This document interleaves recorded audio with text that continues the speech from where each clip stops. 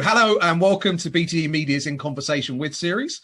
Today I'm delighted to welcome Stephen Allan, former worldwide chairman and CEO of global media agency Mediacom and chairman of trustees at Rays of Sunshine, a charity that grants wishes to seriously ill children. Good morning and welcome, Steve. Good morning, Dan. How are you? I'm very well. So, Steve, does the word former chairman and CEO, is it settling in, or does it sound strange?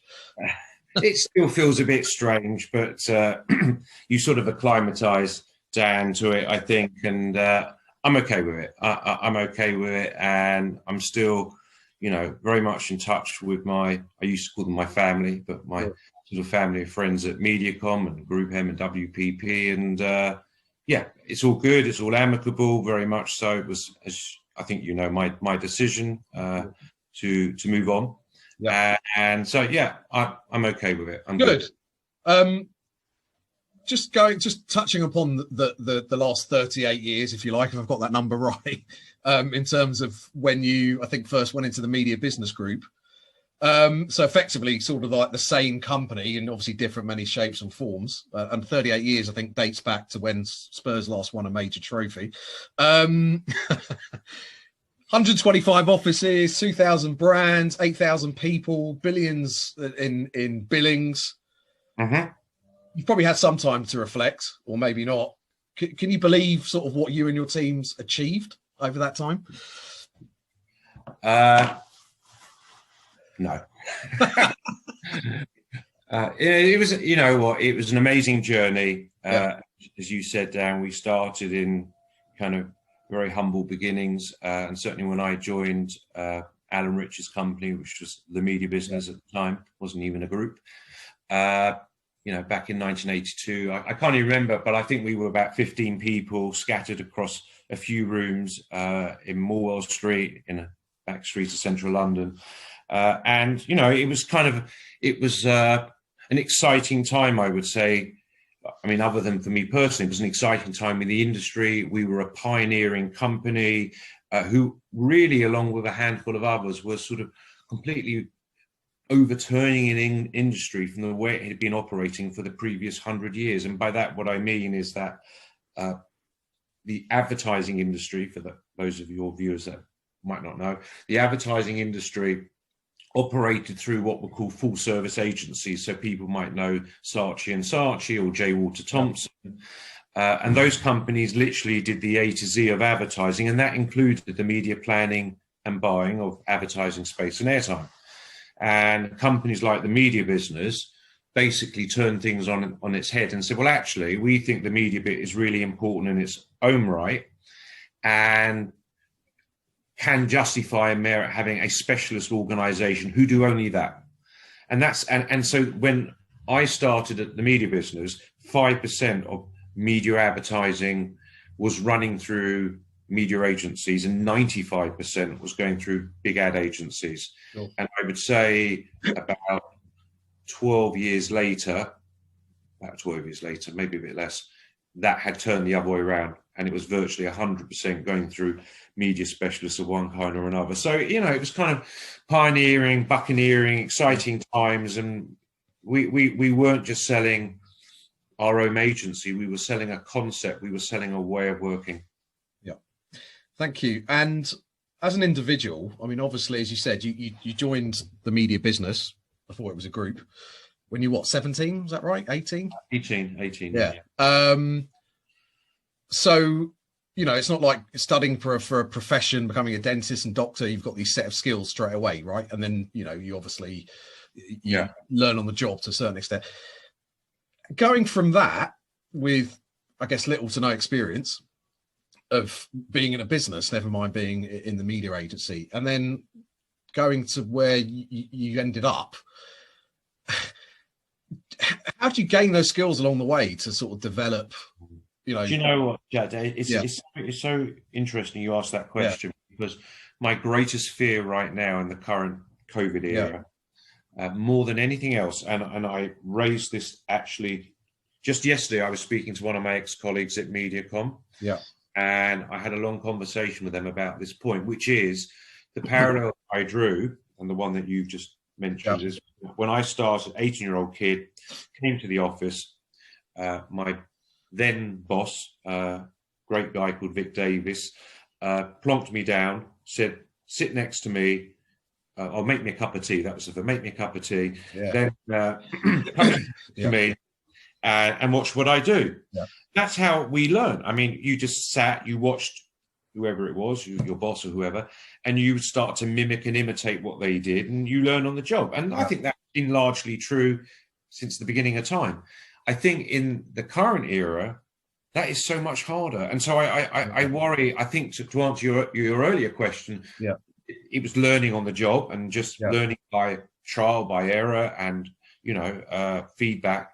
But I think right now, a huge concern I have for all young people and actually therefore organizations is, how do you bring on board young people? How can they learn? Because it's all fine. Everyone jumps on a Zoom call, and the people that all know each other go, hey, Bob, hi, Sue, how are you? How's the family? And, you've got the 18 or the 21-year-old sitting there, doesn't know anyone, doesn't even probably know much what the company does. And in 30 minutes, that Zoom call is going to end and shut down. And then what? And they're sitting at home. So I think, for all the talk about agile working and working from home, and I do think we are going through a massive change. I mean, I think we all agree the world won't look the same after COVID. But I think somewhere in our thinking, there needs to be a lot more thought given to how one brings on board and trains and mentors, actually, young people. I think it's so vital. And I think also the lesson there as well that you inferred is, learning from people around you, whether they are more senior than you at the beginning or more junior than you, I guess, because no leader can have designs to, grow a business that size without having good people around them. And something I wanted to touch upon, and I'll come onto it a bit later as well, is the people first, better results mantra, if you like, for a better word. How did that come around? And actually, do you still think that's fit for purpose in today's environment? So let me answer the first part, and then we'll answer the second part. It actually came about because I'll tell you how it came about. So Mediacom, back in whenever it was, the 90s, late 90s, we had a mission statement that was called, that was closer to clients, and I love that. I mean, closer to clients, I felt that's what we, were in part all about. But we were a global business, and a erstwhile colleague of mine, in fact, my then boss, said, yeah, close to clients is fine, but you've got to understand, Steve, in certain countries, that smacks of something different. I don't know what that smacks. You infer all kinds of things. That doesn't work. So anyway, we ran this global competition to find a new kind of, at the time, statement around what Mediacom might stand for and be. And I decided to enter the competition myself. And I entered it, and together, myself and a colleague, we came up, thought about people first, better results, because we felt that was true. We felt that actually was what the company was about and should be about. And actually, I won a prize. I can see there's a camera behind you on your right shoulder. And I actually won a Kodak digital camera, which is a whole conversation in its own right, because not a lot of people know that Kodak, for a time, were the biggest purveyors of digital cameras. Right. Okay. Interest. Anyway, that's a different conversation. And I've still got that camera to say it might be an antique one day. And the answer to your second question is it still resonant today? 100 million %. And I think the one thing that we did over the years, so that evolved over 20 years, we lived to it. It wasn't just a statement. It wasn't just a saying or a mantra. It was a true, really tightly held belief. Sure. And it kind of embodied itself in our behaviors, in our work. And actually, in a business that is really all about people, they always say in media and advertising, the assets go up and down in the elevators. It's true. Yeah. And I think what's happened as we moved into an era of what, Dan, people talked about big data. People were talking about big data, which just means lots of information. I think in the end that you can have two companies, two entities that each have potentially the same pile of data. It might be first, second, or third party data, but the same pile of data. It's what you do with the data that makes the difference. It's how you interpret the data, how you translate that, in our case, to advertising and media campaigns. And the people that do that are the people. Yeah. So I think people do make the difference. And so I think it is, in a way, in a world that's become more data informed, more technology orientated, I think a distinguishing difference can be absolutely the people, which then can and should lead to better results. Sure, because I was obviously referring to, the likes of AI and machine learning and how they manipulate data and the speed that they do it and the results they can give businesses. But I think you're right. Ultimately, at the end of the day, someone has to process the results of that data and put them in a visual way that people can understand, and also then make decisions off the back of it as well. So you still need good people behind it. You mentioned just before about what different things mean in different locations. Obviously, you've operated all over the world and set up different divisions and hired staff, etc. What were the main sort of challenges and possibly commonalities of operating in different parts of the world? It's a really good question, actually, Dan, because when people would ask me, okay, Steve, you're global CEO of Mediacom, what does that mean? What's your job? Yeah. The way I would describe my job always was to say, look, we would have over 100 offices around the world. And my job was to get all of those offices, in a sense, walking in the same direction. Sure. And what I mean by that is that we were operating for not exclusively so, but in many cases for global or multinational clients. And what those clients wanted was a common approach. Now, that doesn't mean the same answer in every market. It means the same approach, which means, in my book at least, to ask. So if you're building a campaign for a client in China and you're building a campaign for a client in Canada and in Australia and in Malaysia, inevitably the answers or the campaigns should look different. Cultures are different, people are different, behaviors and habits and all of those things are different. But I think in order to arrive at those campaigns and the right answers, we needed to be asking the same questions in those markets for those clients. And we needed to be using, if you like, best practice in order to answer them. Our best tools, our best technology, our best know-how. So I think the word that I would use to underpin my answer to your question is consistency. And I believe, at least, that when we were successful and when we won, significant pieces of global business, Adidas, great example, I think that, there would be a couple of reasons they would appoint an agency like us. One would have been the people. I talked about that. Yeah. Still paramount. And then I would say consistency. Can this company deliver what they say, not just in London or New York or Paris, but can they do it in 80 markets? Yeah. So I think for me, that was always the challenge of the job, to kind of, as I said, get everyone kind of walking and marching in the same direction. You obviously did a very good job at it. You mentioned some pitches. I can't sort of move on from this bit, and I'll ask you a question about sort of the best pitch that you worked on, I guess, or one that you're most proud of. Oh my God. And there are many, obviously. There are. Do you know what, Dan? I always thought maybe I will one day if I get around. I always thought one day I'd love to write a book. Seriously, love to write a book. Sure. I mean, absolutely. New business, and I have hundreds, and I do mean hundreds, of new business stories, and every new business pitch was different for so many reasons, but it kind of often brought out the best in people in terms of ingenuity, innovation, and actually just sheer passion to want to win. Yeah.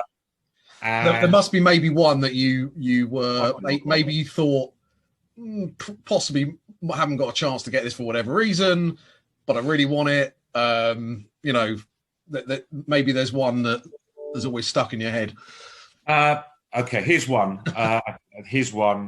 Just because a couple of my friends, a friend of mine who you're going to see later, he loves the story. Yeah. So we were pitching or trying to pitch and win the global shell business. This is many years ago, and we knew that the challenge with this particular client was going to be to convince them that we really were a truly global company. They just, for whatever reason, weren't sure that we were.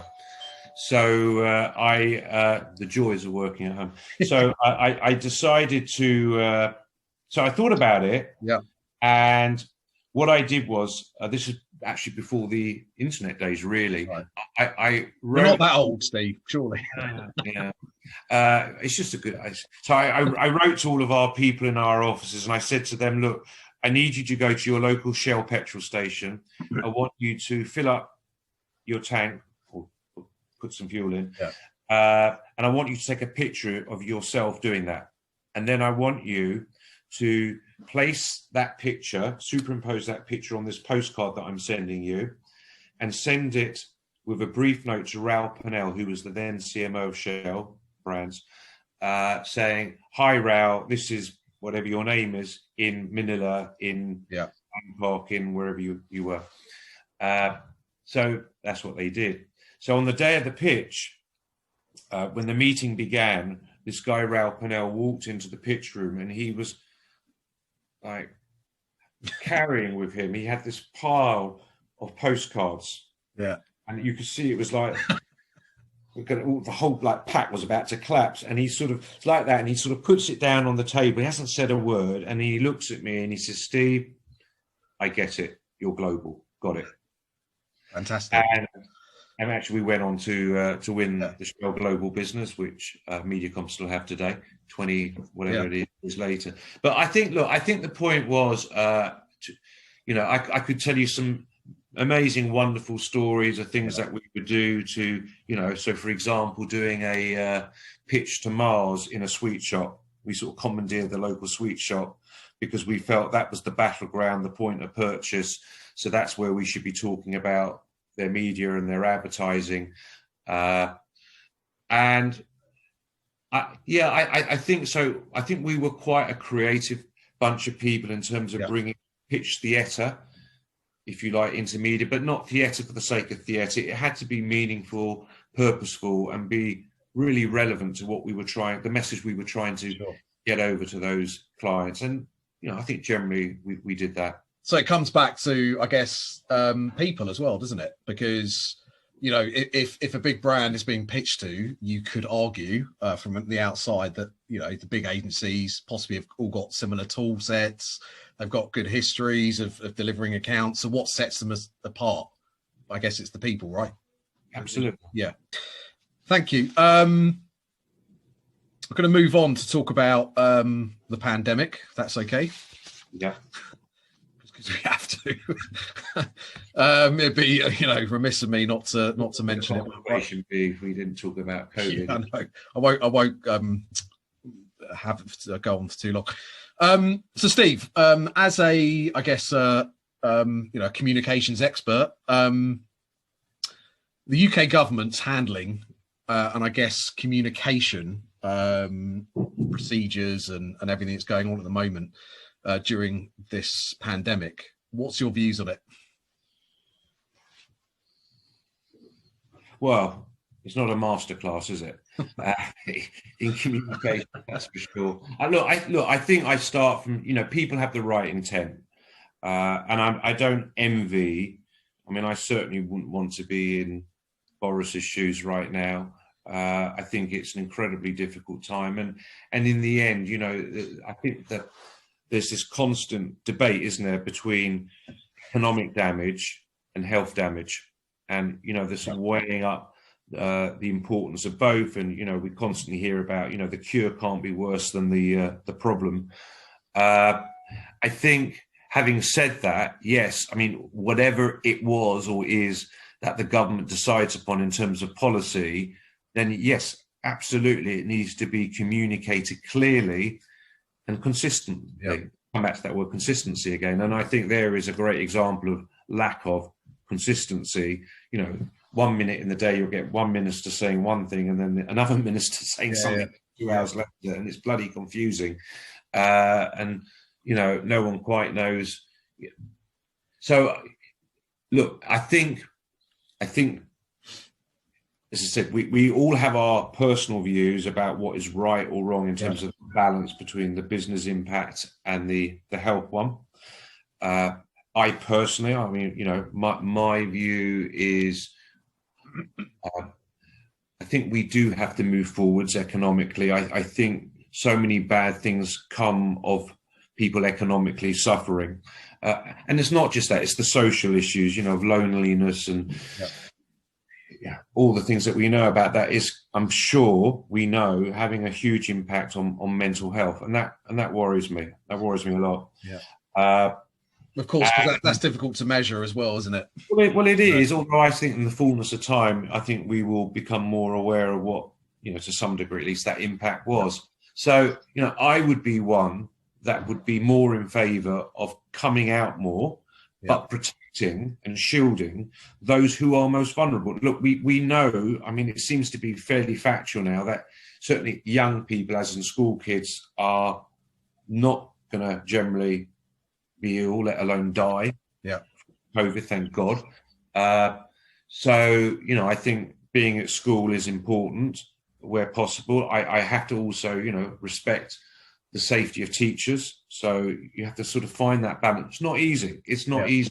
But I think, look, on the whole, it seems that, the most vulnerable people, the people who are most at risk, if you like, the people who are most at risk of dying, are going to be older people and more often with certain conditions. So that's fine. So those people absolutely should be protected.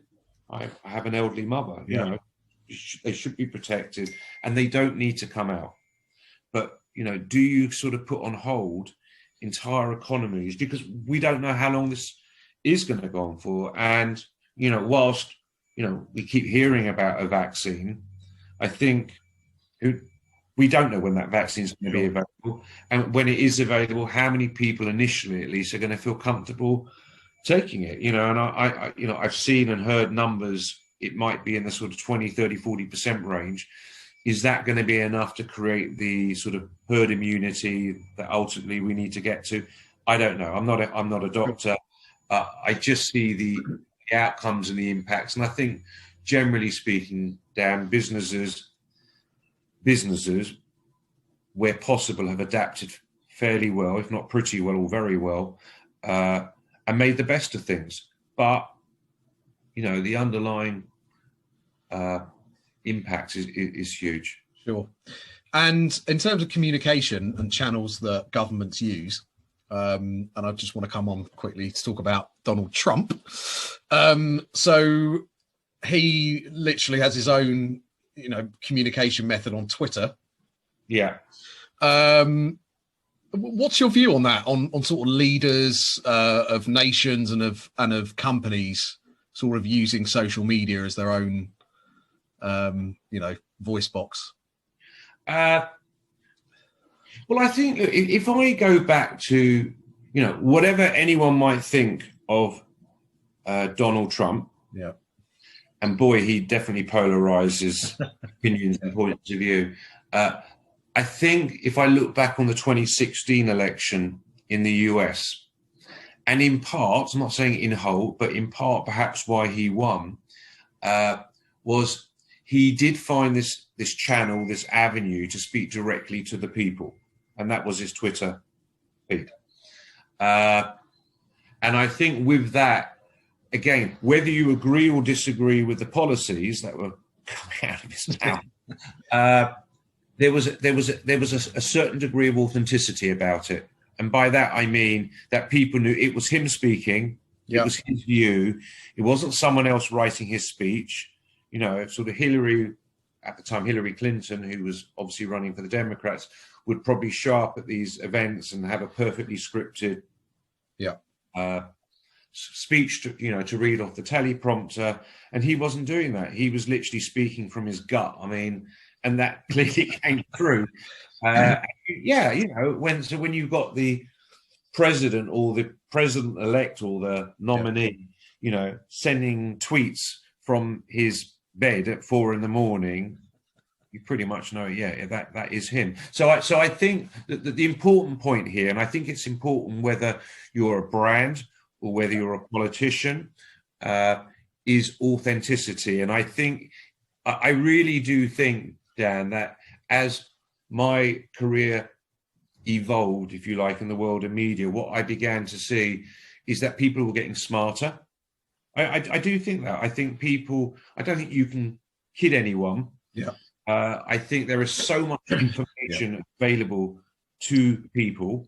I think that consumers have a two-way channel. So when if you go back 30 years and beyond, people advertised on TV. You could say whatever.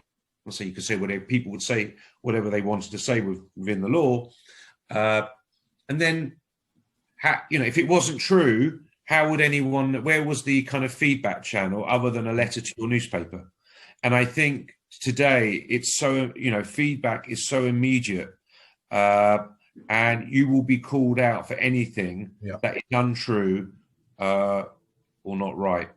And so I think, as I said, authenticity in brands, authenticity in politics, I think are really, really crucial, and particularly even more so, dare I say, amongst younger people. And obviously, we spoke about social media, but technology in general, obviously, has changed and continues to change rapidly. When you're building and growing a business like you did in different territories, how do you keep up with that pace of change? And I'm not just talking for delivery of client campaigns. I'm even talking about internal systems and processes. Whether that's a CRM system or a buying system, which then you obviously have to implement into different territories. What's the? I tell you what happened, Dan. So I mentioned earlier on in this conversation about how I started in a sector where we were like the minority, and 95% of the industry was working in a different way, and then we flipped that. So in the same way that we kind of changed the industry at that time, so other companies later came along with new innovations, with new ways of doing things. So I'll give you an example. There was this thing called Yahoo, before Google, really. Yahoo, and then obviously Google, and everyone knows the rest of that story.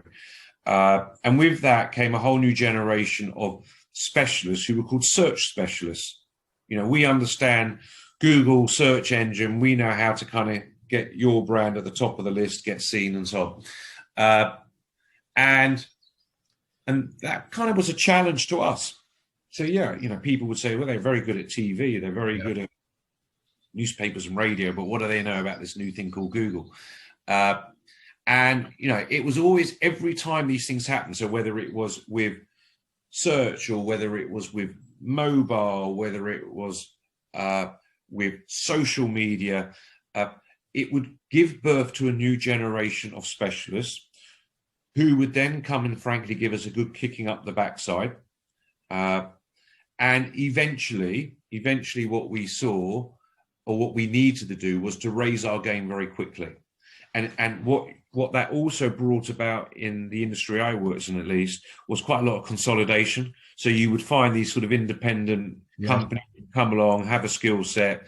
The big holding companies like WPP, Omnicom, Publicis would go, you know what, we need a bit of that secret sauce. And they would start to buy these specialist companies, build them into their businesses, etc. And I think, for me, as a then global leader of a business, the most important thing that I had to do, alongside what I talked about before in terms of consistency, was to absolutely keep us relevant. Because if you're not relevant and if you're not current, your clients don't want you. I mean, they need to know what's happening tomorrow, next week, not last year. So we were constantly changing, evolving that business. And I truly believe that if we had not have done that, that company would not exist today. It's as simple as that. Sure. So yeah, it looks very different today to 3 years ago, 6 years ago, 10 years ago. I have no doubt whatsoever that in a year from now, it will look very different to the company I left. Yeah, I was going to ask you actually, generally for the agency world, what you think it might look like in 5 years. What will an agency of that size look like? And obviously, you've got to still look for the next thing, haven't you, in terms of what other technologies coming down the line? Yeah, listen, I think I think it will be agencies of the future will be a blend of people, yeah, and technology. I don't think, as I said to you before, I think the creativity will still come from people. I think AI works to a point, yeah, and has a role to play, but artificial intelligence cannot have the same creativity as a human being, and in my opinion, never will have. So I think, that agency in 5 years' time will have different kinds of people with different skill sets. Will have new technology that, sure, invariably won't exist today. But I think that there will be, for as long as I live, I hope, yeah, agencies, because I think actually what's happened, Dan, is that you haven't mentioned anywhere that you used to work with me, have you? No, nope. That secret. It's not a secret at all. Okay. So Dan used to work with us in media business. I don't know how many years ago. It was 15, 20 years 20 ago. years. Wow. Wow. Yeah.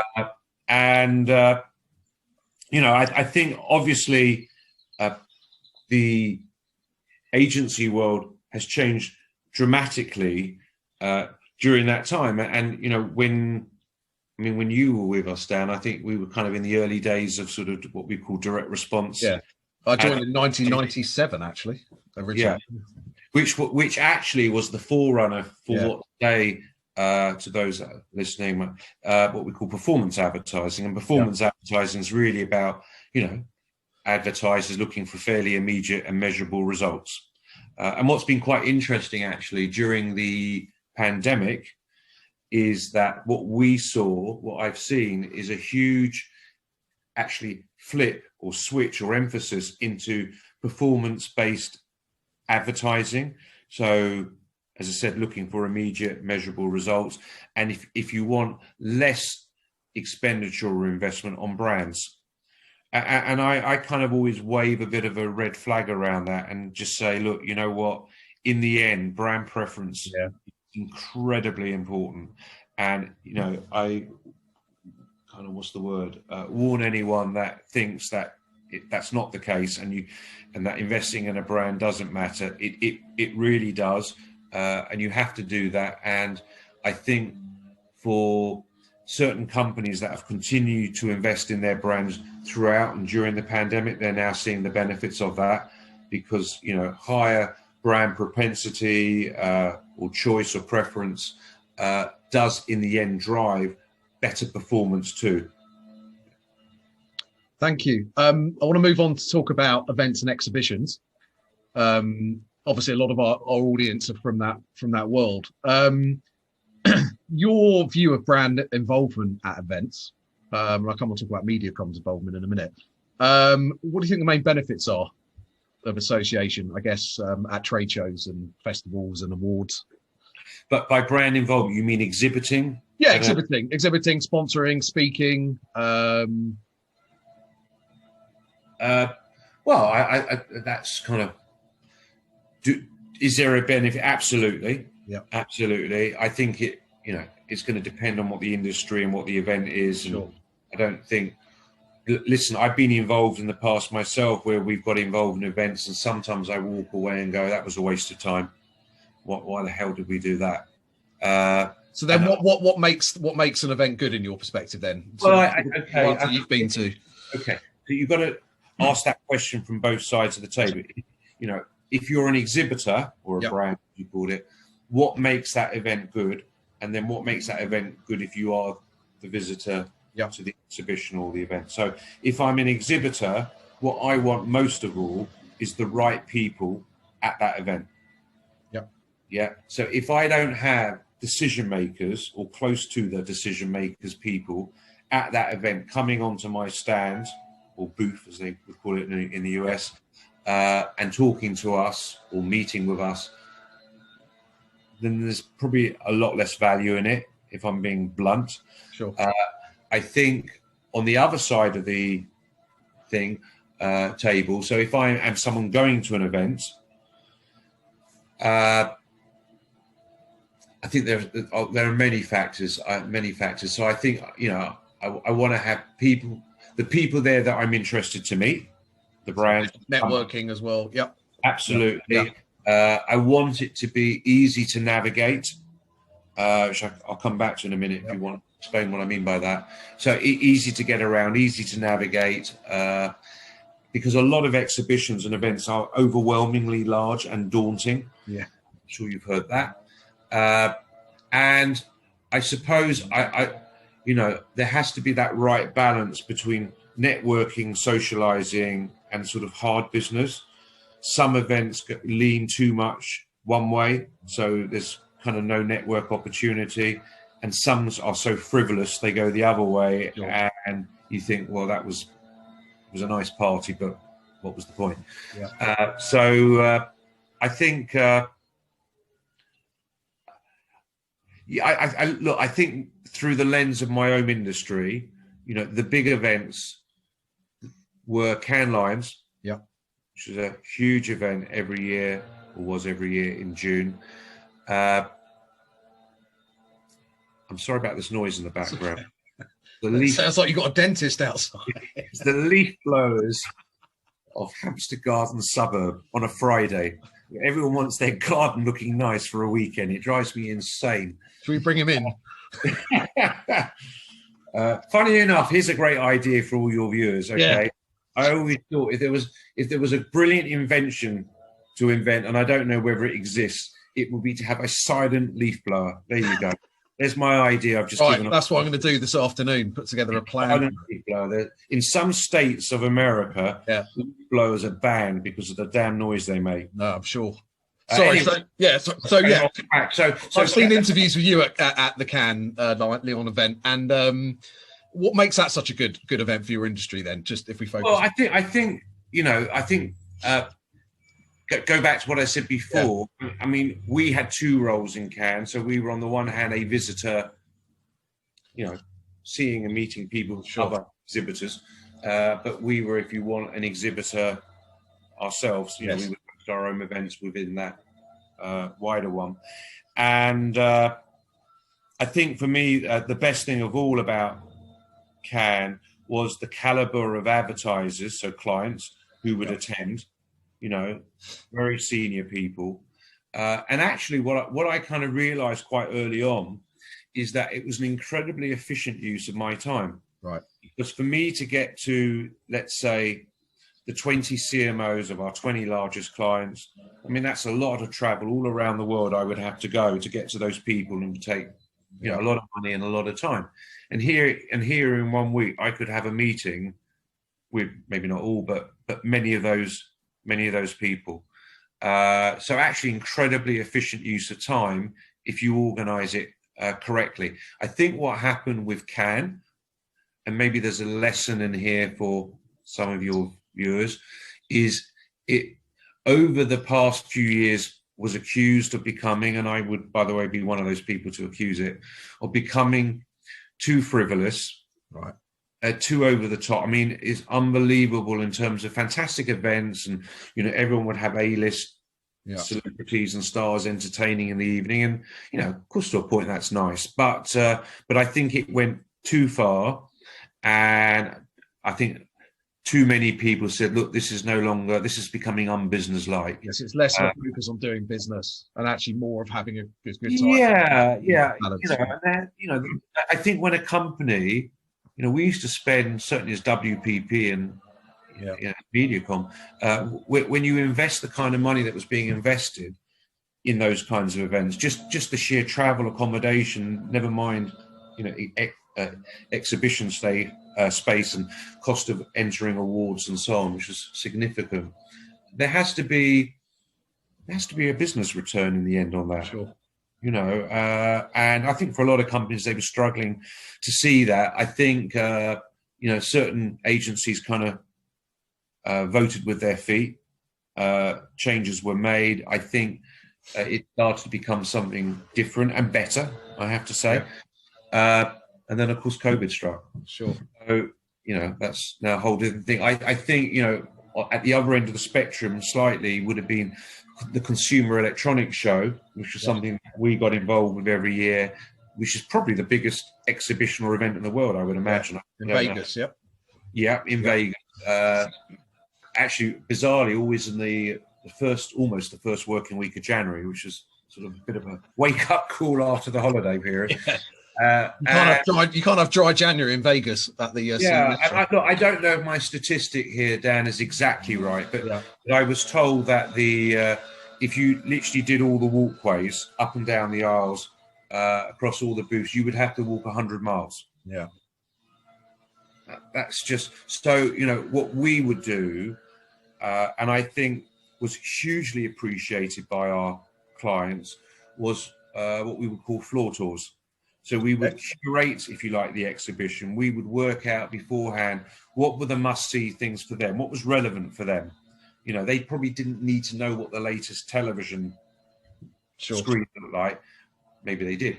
But more about what were the implications for them as an advertiser. What could they learn from this show? What was the new technology coming down the line that they would have to adapt for, provide for, or incorporate into their thinking?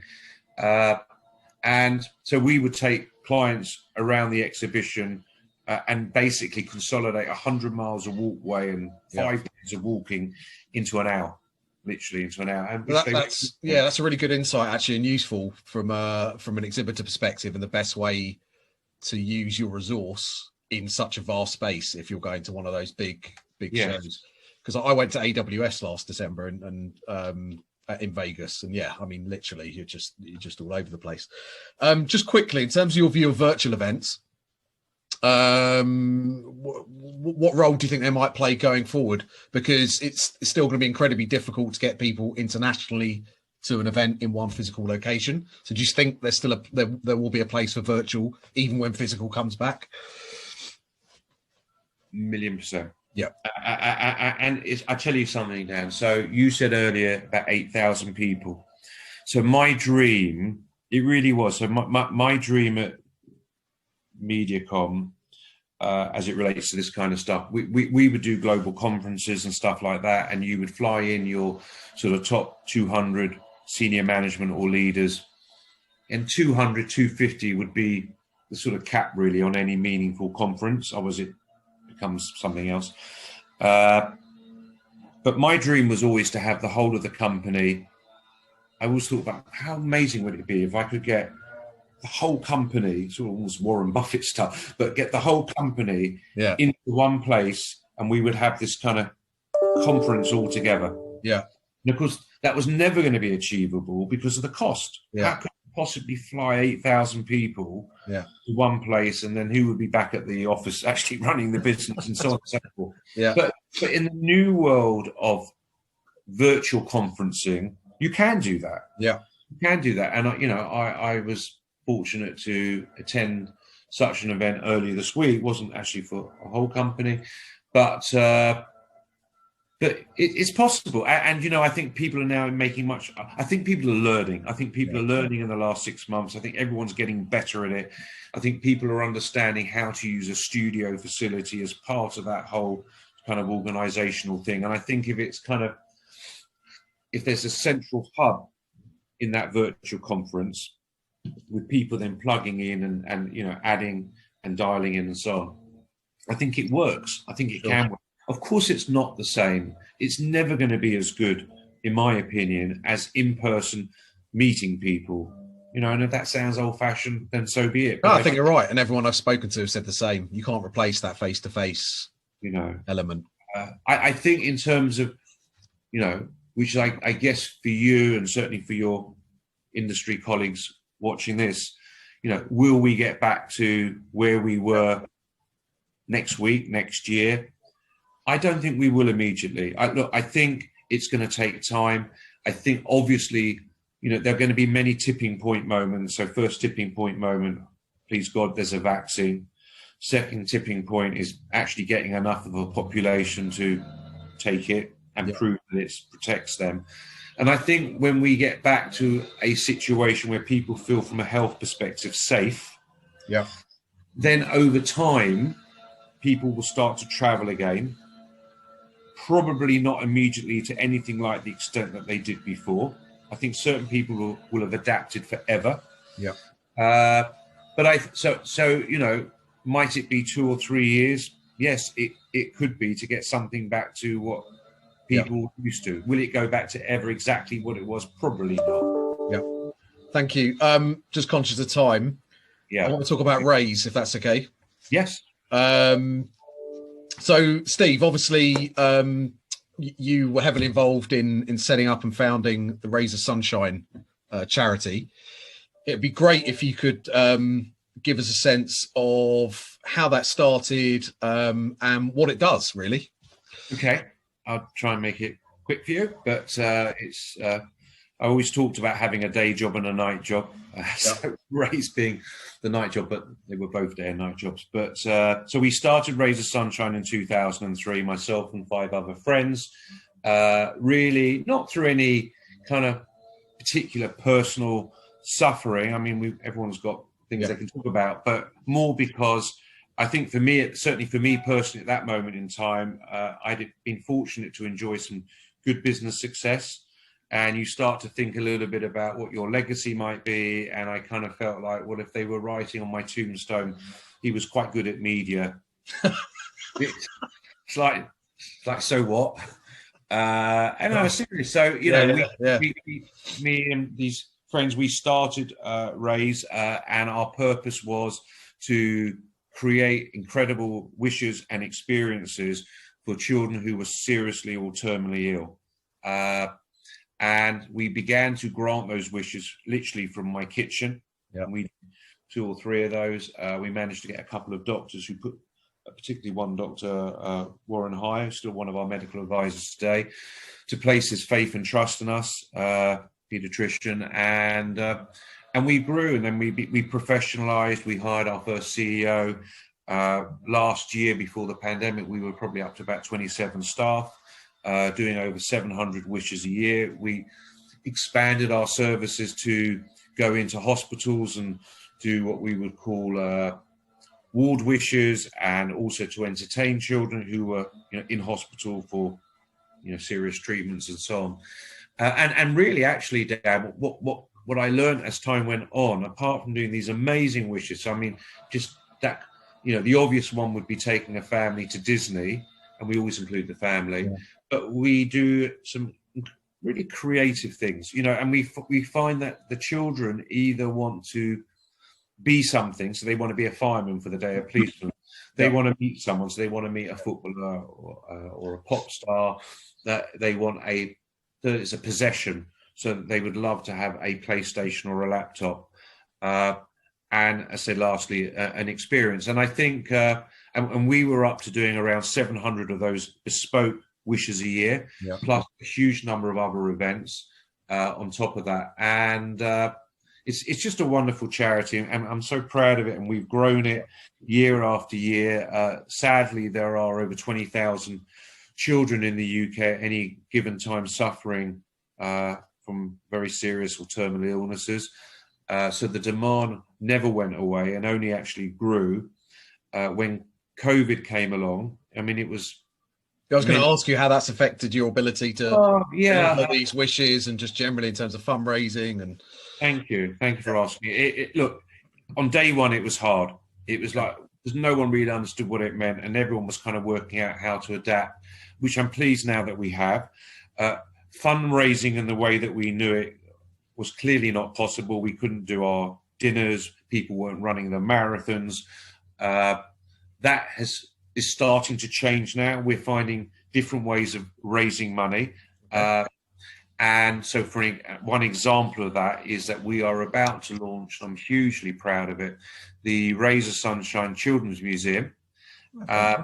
And we went to many of the children who we help, and we asked them to draw a picture about something that was in their minds, something that was important to them, which they did. And the commitment that we made is that we would hang their picture in an art gallery, and we would hang it in the Razor Sunshine Art Museum. Yeah.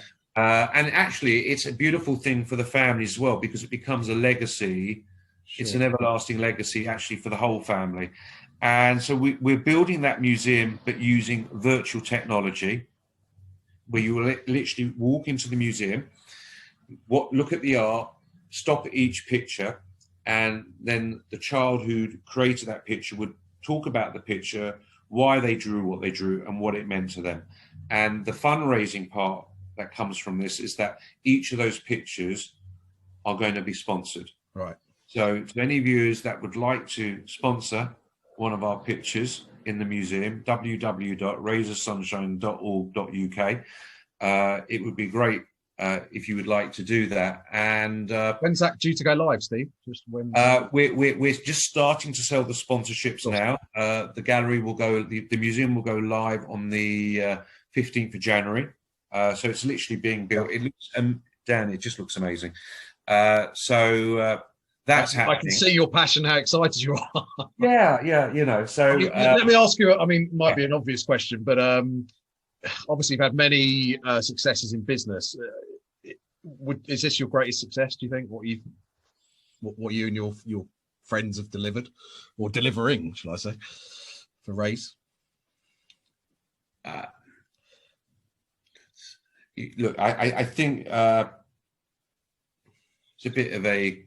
I don't mean this to be a corny answer, but you know, I think for me, number one is family.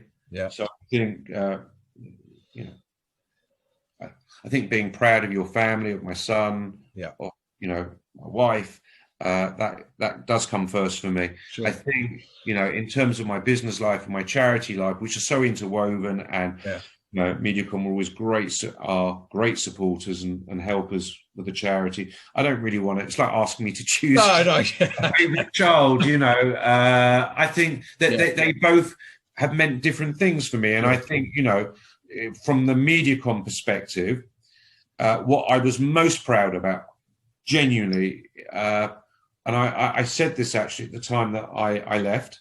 I said it was never. Although people thought I was obsessed about awards and winning Cannes and all these things, which I'm very proud about. Yeah. The thing that I was most proud about, more than anything, was the people. And I don't mean that in some corny way. I mean that actually, that I had the good fortune to work with so many people. And you know this is true, Dan. Sure. 10, 20, 30 or more years. We always tried wherever we could to drive succession internally, because we thought that was a good thing. And I think the fact that people could create and build careers out of that organization and stay and not feel the need to leave and go somewhere else to continue to grow their career was something I'm just really proud. So I just watched, you know, I look today at the people who are kind of in some of the leading positions, people that worked with me for a long time. I think it's tremendous. I think on the charity side, it's a very different thing. Sure. I think that, you know, what I know is, and I'm quite close to many of the families that we help and stay in touch with a lot of those kids.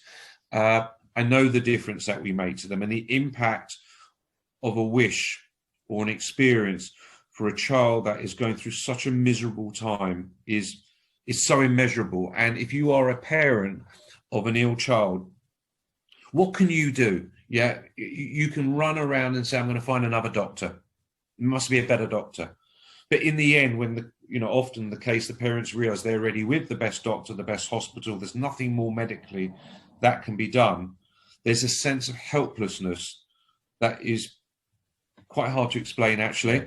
Yeah. And I think, therefore, when they see something that Razor Sunshine can do for that child to make them feel happier, to give them something to look forward to, and then later to have them something they can look back upon, the parents feel as much, well, in a different way to the child, but they feel like, oh my God, something good has happened. Yeah. Something nice has happened for my child. So I think when a parent reaches out to us via a doctor or hospital, I think they feel like they're doing something positive to help their child. Sure. And as I said, during COVID, we couldn't do the wishes that we would normally be able to do. So we've had to think very creatively and imaginatively about how else we can create experiences for children, be it at home or in very protected environments, safe environments. And we're doing that. And we're right now we're working on a Christmas idea. So every year we would do, I think, the UK's largest children's Christmas party for about 800 children. One in London, we do another in Manchester. An amazing thing. Well, we can't do that. So now what we're thinking about this year, what we're going to be doing is what we're calling 12 Days of Christmas. And essentially is we're going to bring the Christmas party to the kids' homes. All right, fantastic.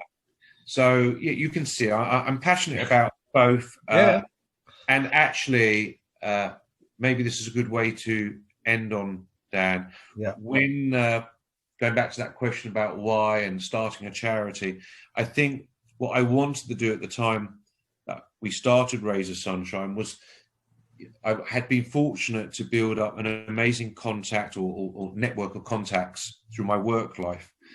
And I thought, wouldn't it be amazing and wonderful if I could use that network for some kind of better good? Yeah.